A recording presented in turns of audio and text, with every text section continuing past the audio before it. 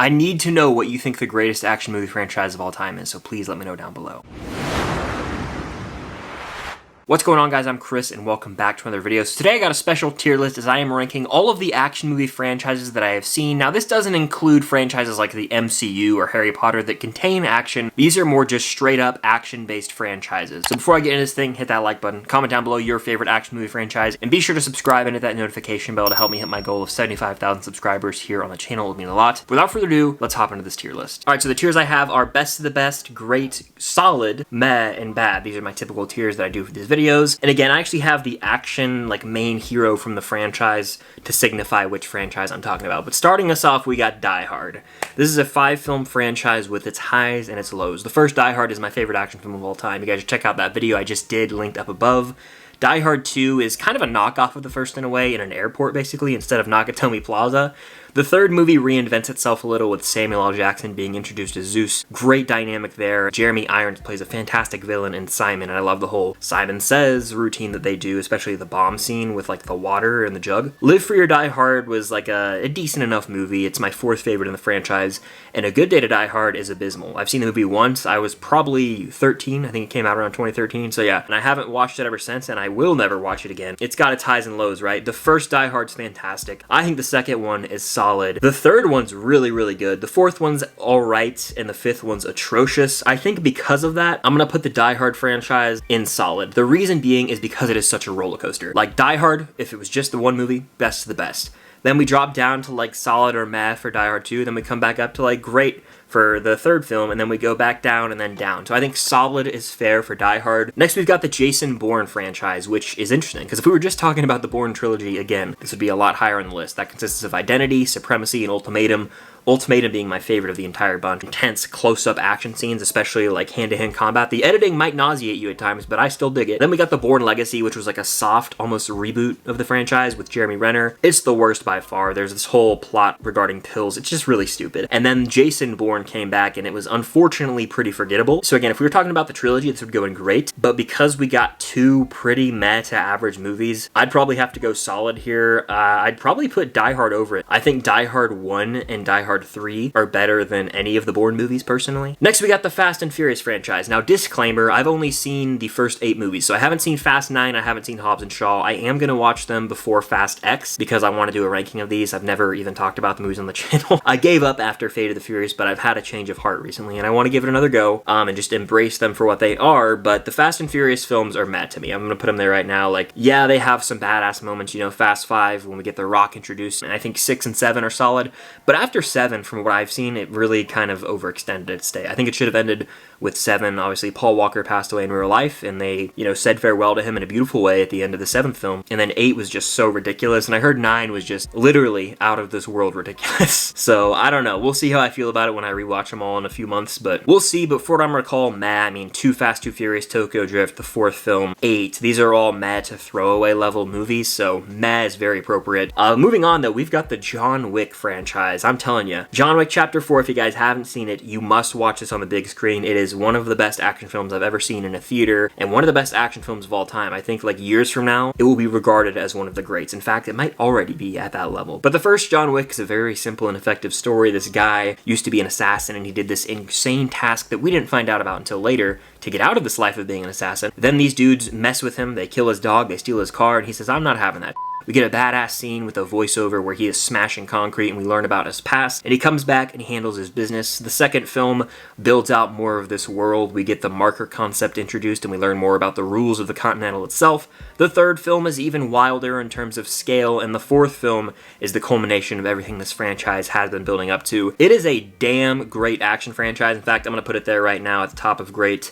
The 4th film is by far the standout. 3 is fine. I think it's a little repetitive at times, but all the movies are bare minimum 4 out of 5s, with the 4th film being a 5 out of 5 on my personal rating scale. So I think in terms of just action, this automatically deserves a spot in great. But in terms of best of the best, there are other franchises below that might actually have better stories and characters than the John Wick films. Next, we've got the Expendables franchise, which I actually just watched for the first time like this past week. You can follow me on Letterboxd to see my in-depth thoughts on all those movies. I've actually been on a Sly Stallone kick lately, ever since I rewatched the Rocky films at the beginning of the month, so I've been going through a lot of his movies for the first time, time, and the Expendables trilogy is pretty forgettable, if I'm being honest. In fact, the first film is the best, and it's only like a 3 out of 5. These movies have great action, there's no denying that, but they are pretty run-of-the-mill in terms of plot and character development. It's just a bunch of macho men running around saying one-liners a bunch, and in the second film, there's some on-the-nose references where Bruce Willis's character and Arnold's character like exchange iconic lines from the Terminator and Die Hard, and it was like laughable in a weird way. I didn't know how to feel about it, but Barney is the main character, Barney Ross, played by Sylvester Stallone, and there's just something missing in the performance. It just feels hollow in a way. Like, there are moments where the team is supposed to have great chemistry and like we're supposed to laugh, and I was just like awkwardly staring, what's going on? The chemistry of the team almost feels forced, and the villains of these films are just so throwaway. But if I'm being honest, something about these movies, the vibes, whether that's the soundtrack or just the explosions,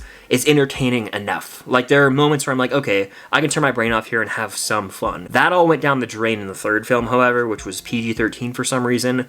The first two films are built on their R-rated violence that's over the top as hell, and I don't know why the third film strayed away from that. It was awful. Everyone was phoning it in, especially Harrison Ford, who I love, but there was no reason for him to be in that movie. You could tell he didn't want to be there. He was there for the paycheck. But the third film is atrocious. The second film's pretty bad, and the first film's just okay. I'm gonna say as an overall franchise, it goes in the bad category, but it's almost like a guilty pleasure level for me, because I could watch this trilogy and enjoy myself, but they are bad movies at the end of the day, especially compared to the rest of the action franchises I've seen on this list. Next, we've got the Indiana Jones franchise, which, by the way, I'm hesitant to put on this list because to me it's more of like an action adventure with an emphasis on the adventure part, but there's still some really memorable action here. You know, I'm thinking about in Raiders, we got the hand-to-hand fight outside the plane, the whole truck chase scene. In the second film, we get the minecart action. The third film, we get some awesome action too. So I don't know if I would go best of the best, because like I mentioned, if this was straight up action adventure or just overall movie, I would probably put it there. But I still think that the Indiana Jones movies are going to go in the top of great. Like, I'll put them right here in terms of action movies, because if I'm looking at it through that action lens, there are very, very memorable moments. Like in Last Crusade alone, there's some great stuff, notably the whole tank scene in the third act. That's dope. Plus, Indiana Jones as a character is my favorite out of any of the mains on this list, so the fact that he's lovable and we get to learn more about him each film while he's going on this adventure is great to see, because the action just enhances the adventure we're on. Next, we've got Daniel Craig's James Bond film, just Casino Royale through No Time to Die, because I haven't seen every Bond movie. This is an interesting one, because Casino Royale and Skyfall are like top tier Bond movies, and they go back and forth for my favorite. But then you've got Quantum of Solace, which is a bore, and Spectre, which is pretty much a drag as well. Then No Time to Die comes out, and it's like right in the middle for me. Like, I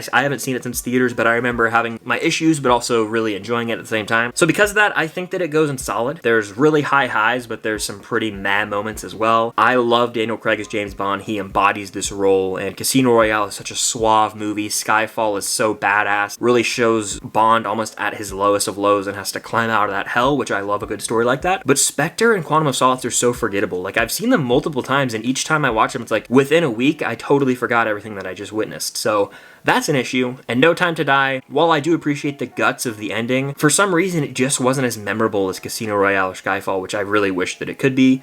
I'll put it in solid. I'll put it like, I'll split the difference. I think they're better than the Bourne films, but I think Die Hard actually gets the edge over the Bond movies, because I take Die Hard 1 and 3 over any of these Bond films at the end of the day. Next, we've got the Kingsman movies. There's 3 Kingsman movies. The first 2 are the standouts. Taron Egerton plays the character Eggsy, and he's like this young, suave, hotshot spy, and his mentor is Colin Firth. In the first film, Samuel L. Jackson plays a villain. The second film, it's Julianne Moore. I never understood the hate the second movie got, The Golden Circle. Like, I really enjoyed that one. In fact, it has one of the more emotional moments in the entire franchise. Country road, take me home. That's all I'm gonna say. If you know, you definitely know. It's a very badass movie with some wild, over-the-top action, and I loved it. You know, the first 2 were just so joyful to watch. The third is not my favorite. In fact, it's a prequel with Ralph Fiennes, and I didn't really dig this one. You know what? It was fine. It was just a little forgettable. Like, it didn't have any highlight moments or the charisma of someone like Taron Egerton to carry the movie for me. You know, I'm actually pretty high on the Kingsman movies. I'll put them like right here. I think that they are a very solid franchise. The third movie is like bordering on meh, but the first 2 are really solid, and I probably would enjoy rewatching these over the Bourne trilogy / the other 2 Bourne movies, just because Taron Egerton's charisma alone is so much, and these movies are just fun. Next, we've got the Rambo franchise, which again, I actually just watched for the first time, so I have very fresh thoughts. If you want to see my review on all these movies, Letterboxd is the way to go. It's linked down below. The first Rambo, First Blood, one of the better action movies I've ever seen, because it balances out some wild action with a story of a veteran who comes home to a country that doesn't doesn't really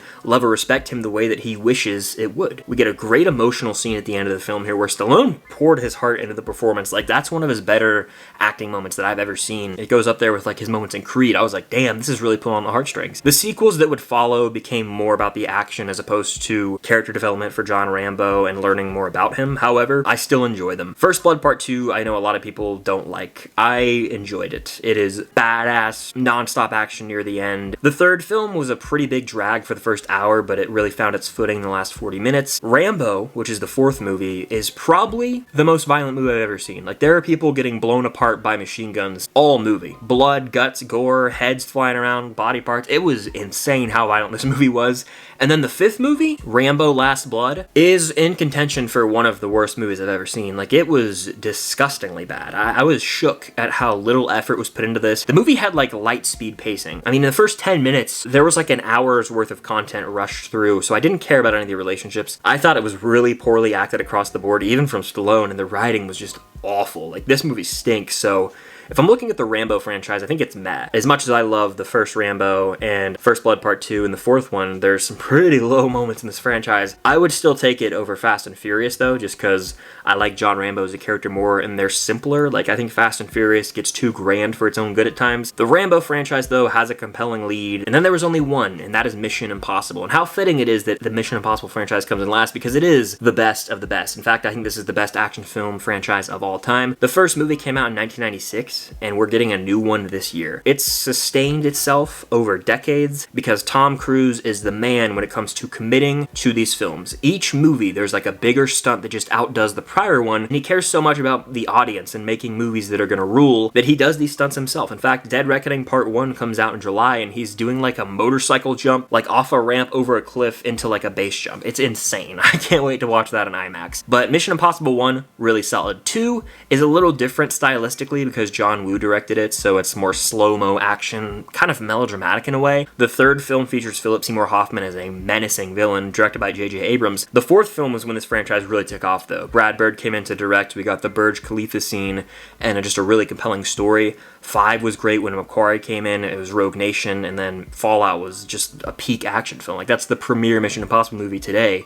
So they just keep getting better and better, and I have a really good gut feeling that Dead Reckoning Part 1 is going to outdo Fallout, which I know is like really, really high praise, and I might be overhyping myself too soon, but I believe this movie will be incredible. Just as good, if not better, than Fallout because of Tom Cruise's commitment. Coming off the heels of Top Gun Maverick, I think that this movie's going to light it up at the box office. People are clamoring for more of Tom Cruise, and I'm really excited for this movie. But the reason it goes in best of the best over all these other films is because this is a franchise that balances really incredible action, like that just looks so real, with a intricate plot and compelling characters. Ethan Hunt is someone who we followed on a journey, whether that's his relationship with his wife or Benji or any of the other crew, we've seen him go on a journey through this franchise, and each plot is so intricate. There's a lot of twists and turns. All those tropes from the spy movie genre are in full force here, but it doesn't come off as cheesy. It's a grounded action franchise that knows when to go for it and commit to a full-on badass action scene, but at the same time, it has those smaller character moments and really intriguing plots through and through. I think the Mission Impossible franchise is the gold standard for action, and I cannot wait for Dead Reckoning this summer. But that's just my tier list ranking of all these action franchises. Let me know yours in the comments down below, and be sure to hit that like button. Where would John Wick place after John Wick 4? I have a lot of John Wick content that I'll link some up above. Subscribe and hit that notification bell as I'm trying to hit my goal of 75,000 subscribers here on the channel. It would mean the world. Got lots of content coming the rest of the week, so stay tuned for that, and until next time, I'll see you guys later.